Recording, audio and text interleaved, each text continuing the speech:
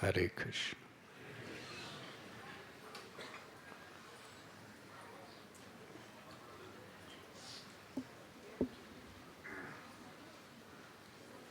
I welcome you to Shri Radha Gopinath Temple.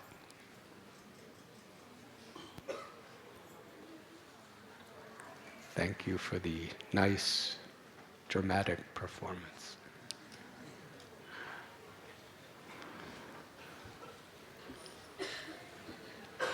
Yesterday was a day where we remember, honor, and offer our love and gratitude to Srila Jiva Gosvami.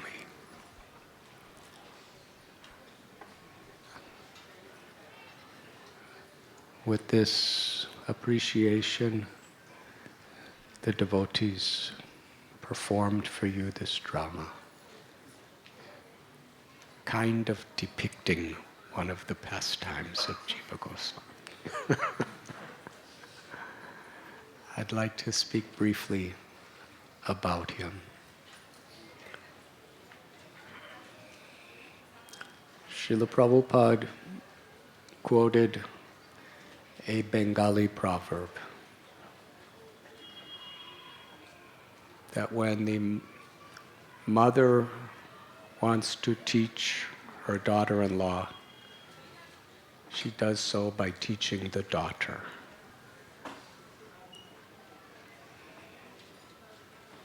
How many here are Bengali? Do you know this proverb?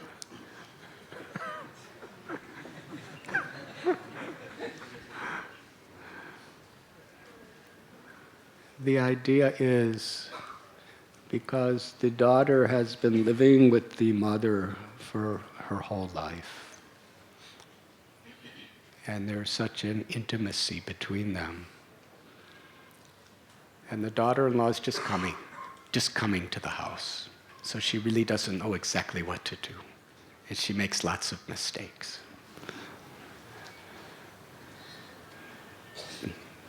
But to not discourage the daughter-in-law, the mother corrects the daughter, even though the daughter's doing things quite nicely.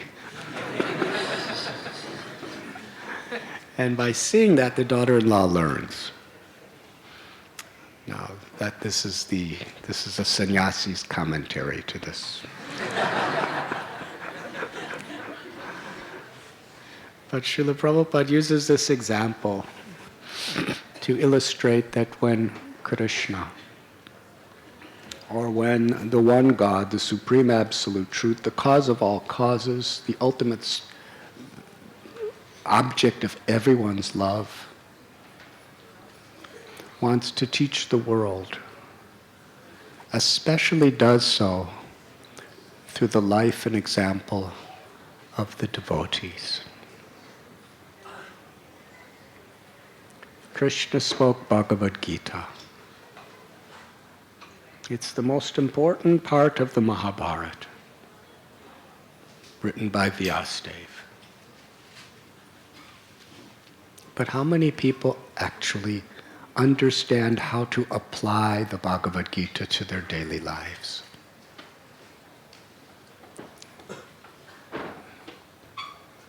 The Gita culminates, Man mana bhavamad bhakto madhyajim nam namaskuru mami vaishashi satyam te pratijani priyoshime. Worship me and become my devotee. Offer your pranams and give your heart to me. In this way you will come to me without fail. This is my promise.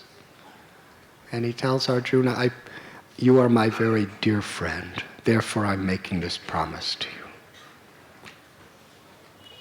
And what a promise.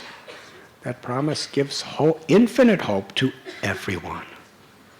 It's so simple. Just by learning to remember and become a devotee of the Lord, he promises his dear friend that we will be delivered.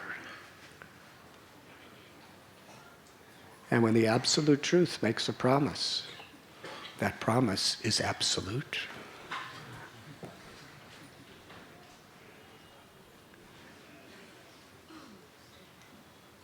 But because in this age of Kali Yuga, even simple principles are difficult to comprehend.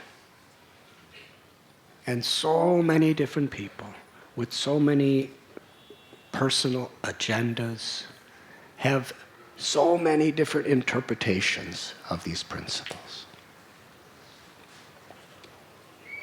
So Krishna Varnam Tvisa Krishna Samgo Sampanga Saparashanam. Krishna descends as Shri Chaitanya Mahaprabhu, as the Bhagavat, the Mahabharata prophesies, in the role of his own devotee. That is Sri Chaitanya Mahaprabhu. He's Krishna, but he's playing the role of a devotee to teach us by his example. But especially, Radha Bhavaduti Suvalitam Nomi Krishna Swarupam, Sri Chaitanya Mahaprabhu is Krishna who wanted to taste the sweetness of Radha's love and who assumed her beautiful golden complexion. Not only did he teach by his example, but especially through the example of the devotees. The devotees who were there during his Leela, and the devotees who have been coming down in his parampara even to the present day. But these special Nitya Siddha Acharyas, these special empowered devotees, they were in this world, and their lives, they give us hope, direction, wisdom,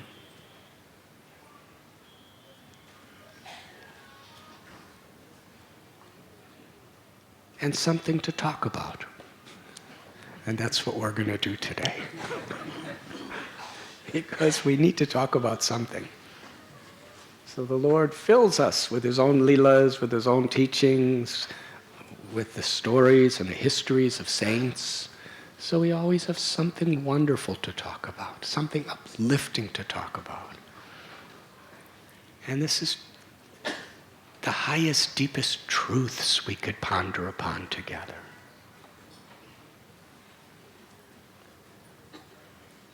Otherwise, if we're not very serious to really connect our consciousness to Machchitam Madgata Prana Bodhiyanta Parasparam Katyataschamam Nityam Tushyanti Charamanticha, to taking pleasure in talking about Krishna and giving our hearts to Krishna in this way,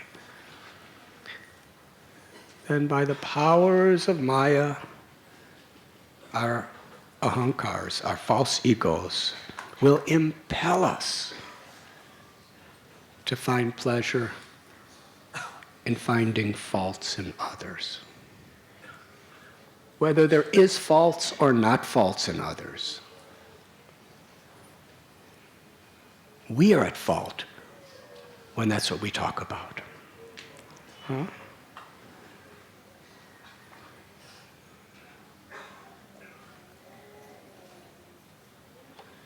Just the consciousness of finding faults with others without a real, practical, genuine will to uplift these people.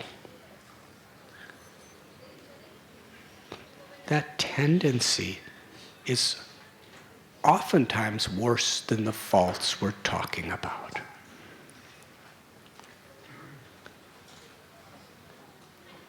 And gossip. So many things to talk about in that way. So we have beautiful books and beautiful histories, wonderful dramas, just to absorb our minds in man manabhava madbhakto, in remembering Krishna.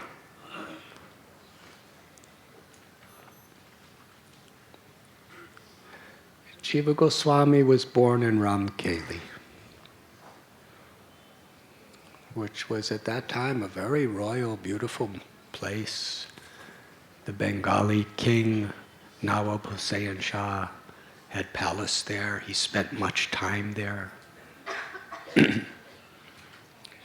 Jiva Goswami's father, whose name was Shri Ballabha, and his uncles, Sakar Malik and Dabir Kas, were coming from very, very exalted Brahmin families from Karnataka. But even in exalted Brahmin families, there's difficulties. So some generations before they were born, there was a conflict between brothers, and their forefathers left Karnataka and ultimately went to Bangladesh and Bengal.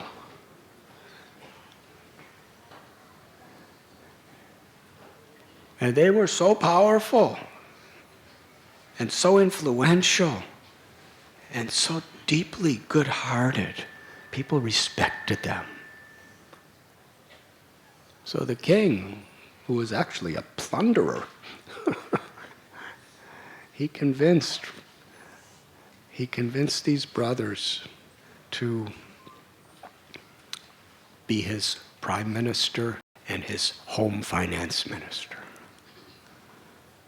Because if they were working with him, then the vast majority of the Hindu population would follow him.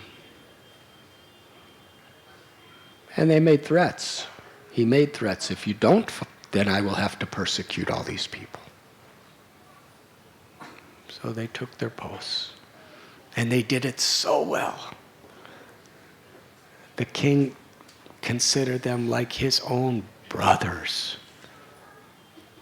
And he divided his own wealth with them. They were living in magnificent palaces with beautiful grounds. And they were devotees. They developed those grounds into replicas of Vrindavan.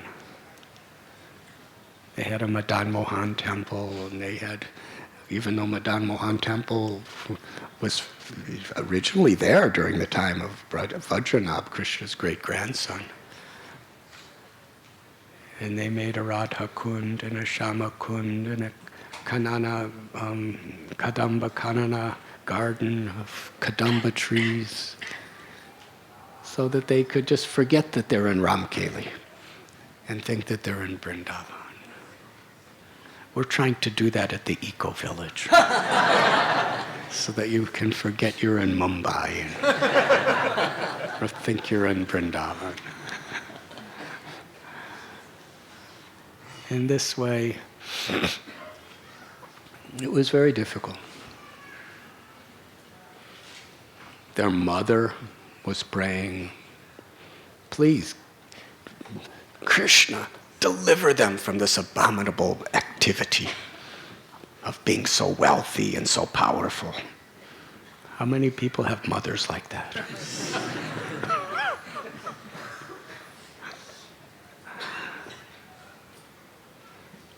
But they heard about Lord Chaitanya. And because of the depth of their devotion, even though they were helping this very powerful Mughal king, who was not a nice person at all, in their hearts, they were going through the acts of doing it, but actually they were so deep and compassionate. They made assembly halls and would call devotee scholars from all over the place, and they would have conferences there. When they would speak, their hearts would melt. The wisdom, the knowledge, the devotion, the love, the compassion, and the humility.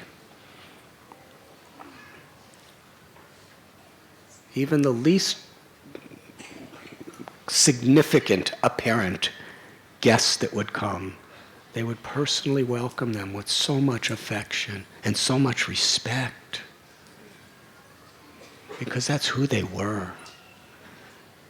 They were seeing everyone as Krishna's children. And the way they respected and honored people actually gave those people, even if they were very distracted by material ego and material depression, whatever it may be, just because these two great souls, Dabir Ka Sakar Malik and Shri Ballabha, because they honor them, they could think, there must be something good in me. Srila Prabhupada was like that. Prabhupada saw people, the slightest thing they would do for Krishna, he saw something so beautiful in it that people would think, if he sees something good in me, there must be something good in me. If he sees the potential in me to love God, then actually I can love God.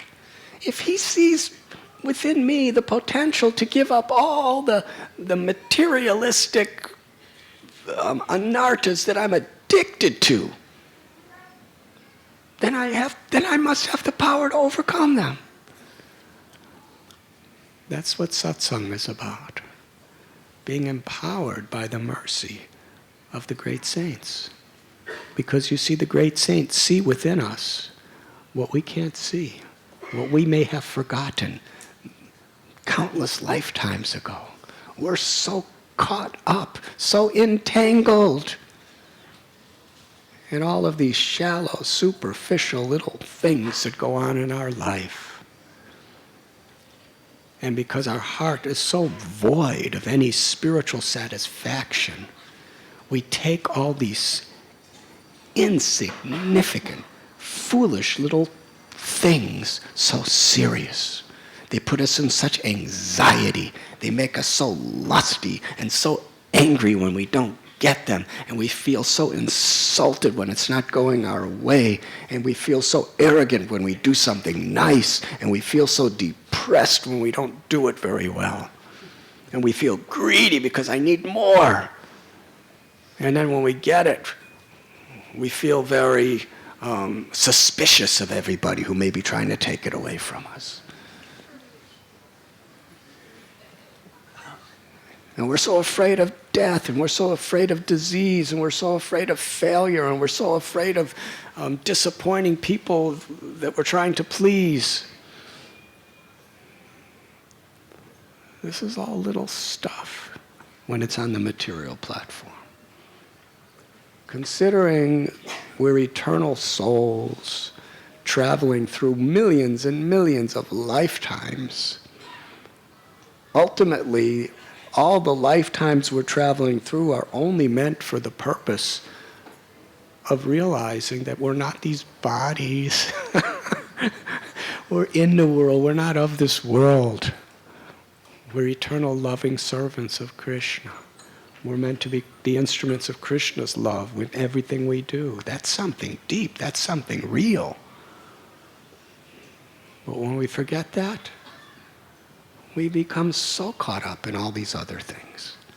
Sleepless nights, worrying about these things. In your next lifetime, you won't even remember it existed. And probably in a few years, you won't even remember it existed.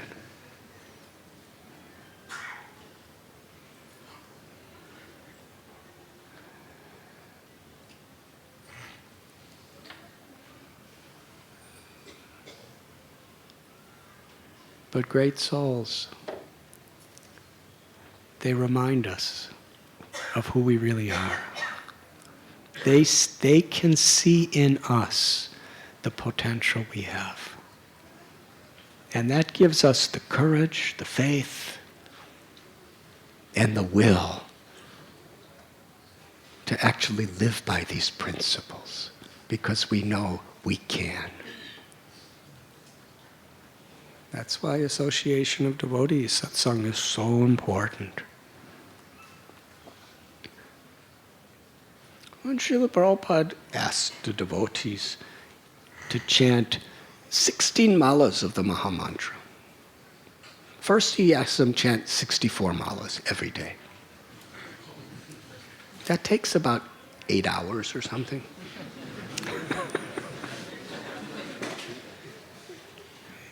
He said only 64. Haridas Thakur chanted 128 or 192. 192. And he did so many other things too. If you read his biographies, he did more than any of the rest of us are doing, who aren't even chanting rounds.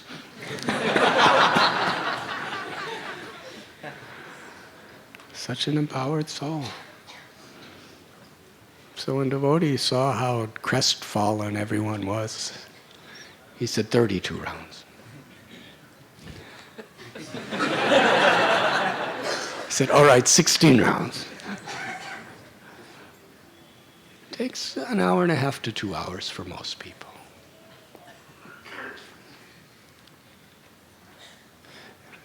Believe me, the devotees, they didn't think they could do it. But Srila Prabhupada, not only in his words, but in his glance, in his heart, he knew, if you try with Krishna's help, you can do it. And you could even follow these regulative principles. And practically every devotee could do it. How? Because he had that confidence in us, and that empowered us. He saw something divine in us. He saw Krishna's blessings with us.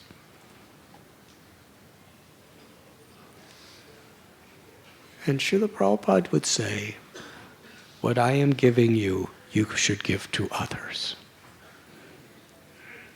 That means it's our prime duty to give other devotees confidence, to give other devotees faith, to give other devotees an understanding of their own potential to overcome their anarthas. And that's what association of devotees is.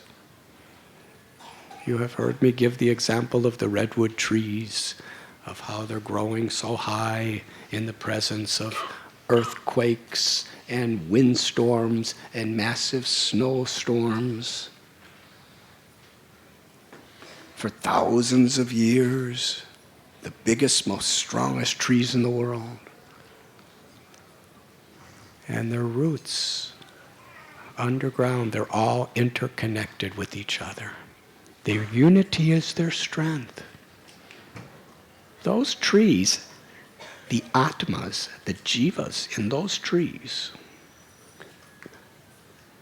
care for each other.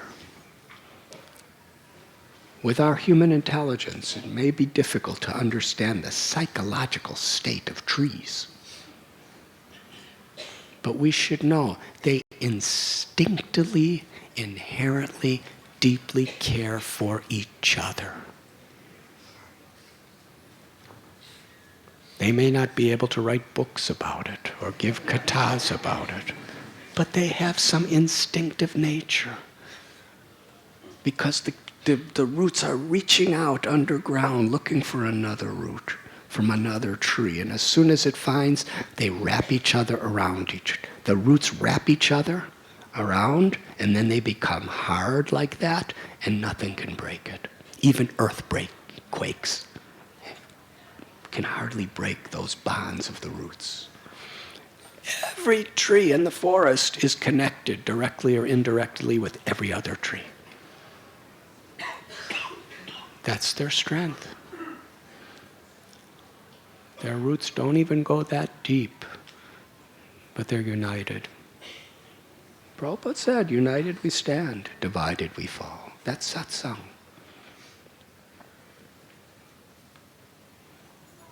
That means they're giving strength to each other. Now, as humans, we don't have those kind of physical roots. It's not that, from as we're sitting down from under where we're sitting. As I'm giving class, all these roots start coming out from under your legs and your feet and start combining with everyone else. But the same principle is there. Because we're evolved humans, it's on a subtler level. You see, human life is the subtlest of all the species. Because as things evolve, the capacity of subtlety becomes more powerful. The lower species, they have instinctive tendencies that dictate what they choose to do. But we have the power to reason. We have the power to understand philosophy. We have the power to control our minds and question, what is the purpose of life? Who am I? Why am I suffering? Where am I coming from? We can understand the science of previous lives. We can understand the spiritual world. We can understand, even right here, the pastimes of God in the spiritual world. That's quite subtle. And it's quite deep. In the same way, our roots are bound to each other when we genuinely are trying to help each other from the heart. The roots of the tree is like the heart of the tree. From our heart, we care, we have compassion. And with that care and compassion, we try to empower, give hope, give faith, and bring out the best in each other. Because what we do, we inspire that. If we speak all sorts of unfavorable gossip, fault-finding, and all of that, we're actually...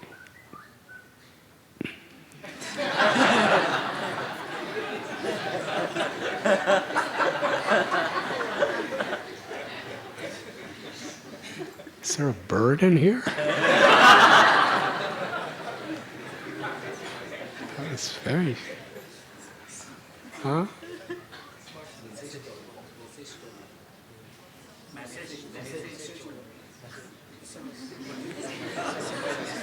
It's an SMS.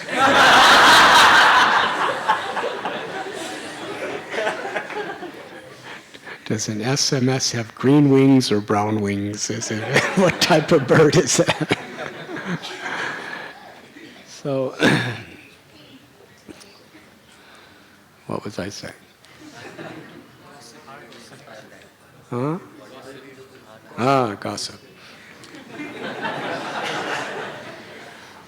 When we engage in those activities, we're actually inspiring others to do the same, because we all have those propensities. Bhagavat Gita says we all have a divine nature, we all have a very materialistic nature. We have a good dog and a bad dog. And according to the choices we make, we actually bring out those qualities in others around them. Just like, very gross example. How many times have you seen just a peaceful situation and all of a sudden somebody gets uncontrollably, obnoxiously angry? And then in reaction to that, everybody else gets angry. Even you and me get angry. Like the person, yes. So one person's anger can make everybody angry. And if somebody's really sweet and kind and nice, it can actually, even if we're angry, we become very nice. So our behavior actually brings the good or bad out in others. So it's our responsibility, and this is what community means, where we're all really trying to bring the best out in everyone. Now if we see something that's not right, we have to address it, but it should be addressed effectively, so it lifts people up. if it's addressed in a way that it just divides people and creates argumentation and distrust, then in the name of being right, you are so wrong.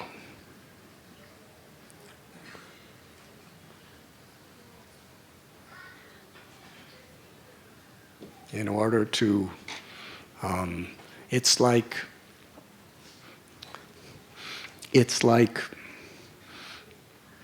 in order to get a cockroach out of your house, you light an atomic bomb.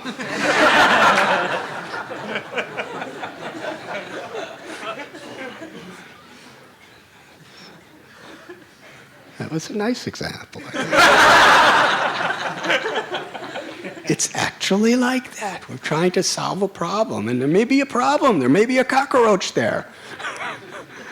But by creating disunity, by creating conflict, by creating confusion, by creating doubt, by creating animosity, we're putting, the cockroach may or may not leave, but in place we're putting 100,000 cobras in our house. So how we deal with problems is as important as our ability to discern what's a problem. We shouldn't make problems worse. That means the real problem is in ourself. If we cannot be sensitive enough to do it properly, we are the problem. And it takes a sincere and humble heart to admit that and change.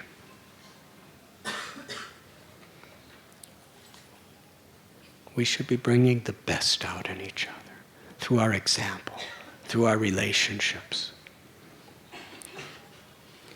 And one of the ways the Lord teaches us how to do that is through His devotees.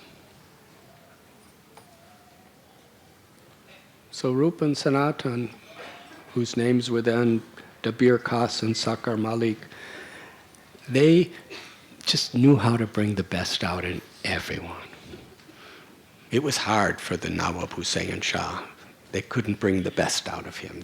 They did. He loved them. He didn't love anybody else practically, but he loved them.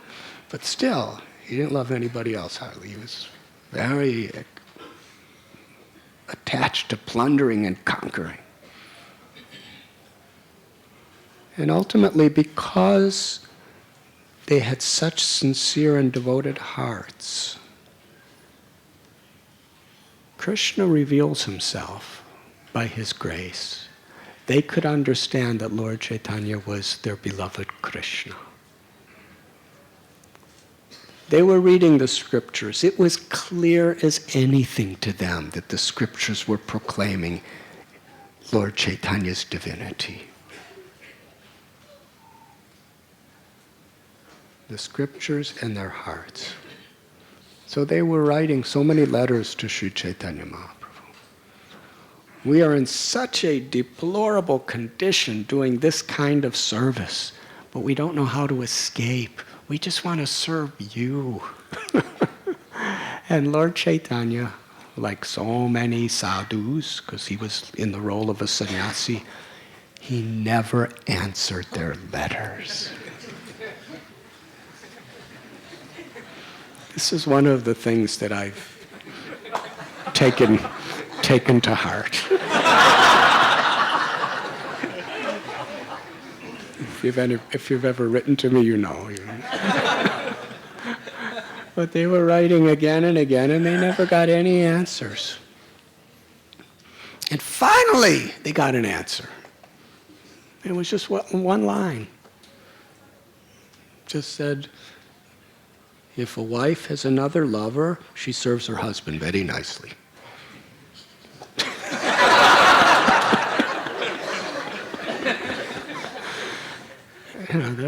He's a sannyasi telling him this. But they immediately understood. This means we should do our service very carefully and just wait for Krishna's mercy. And Lord Chaitanya Mahaprabhu, he was on his way to Vrindavan with many millions of people following him. And he actually he took a detour, which was not a direct route, just so that he could come to Ramkeli to meet Rupans, or Dabir Kas, Sakar Malik, and Sri Ballava. And he led incredible kirtan with so many people. And at night, when he was sitting in a quiet place, these three brothers disguised themselves and secretly went to meet the Lord.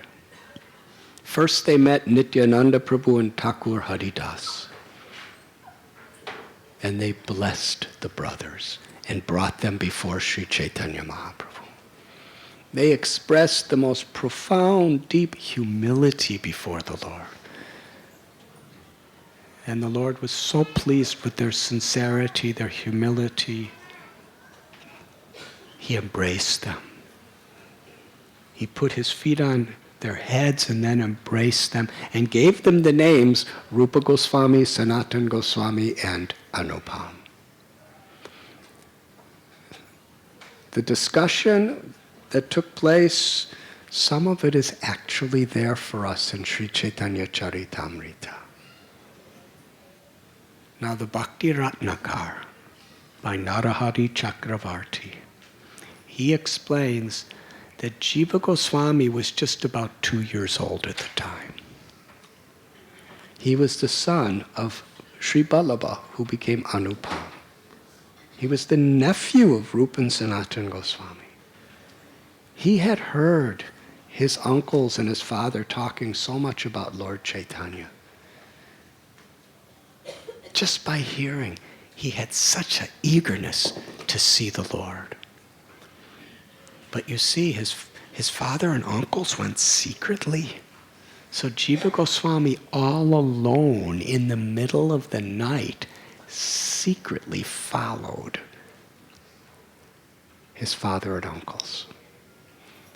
And from a little distance, he watched the interaction. He saw the Prime Minister, the Home Minister, falling down in full prostration before this sannyasi who had such a beautiful golden complexion and long arms and lotus eyes.